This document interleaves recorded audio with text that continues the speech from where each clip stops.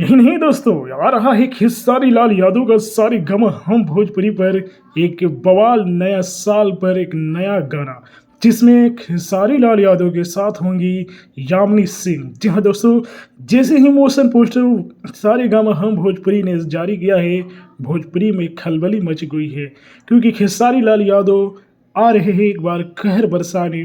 जी हाँ दोस्तों, अपने हसीना के साथ, यानी कि आ रहे हैं यामिनी सिंह के साथ, और इसका मोशन पोस्टर वायरल हो चुका है और टीजर जो कि 17 दिसंबर को रिलीज होगा। यानी कि इस साल ग्लोबल म्यूजिक पर खेसारी लाल यादव का आ रहा है happy new year special song, जो कि बवाल होने वाला है। जी हाँ दोस्तों, इस मोशन पोस्टर को देखने के बाद विरोधी जल गए हैं। जी हाँ दोस्तों, क्योंकि इसमें दिखाया गया है धांसू लुक खेसारी लाल यादव और यामिनी सिंह का। जी हाँ दोस्तों, तो कौन कौन लोग टीजर का इंतजार कर रहे हैं कमेंट में बताइएगा, और क्या लगता है यह गाना कितना मिलियन व्यूज एक दिन में प्राप्त करेगा, कमेंट में बताएं।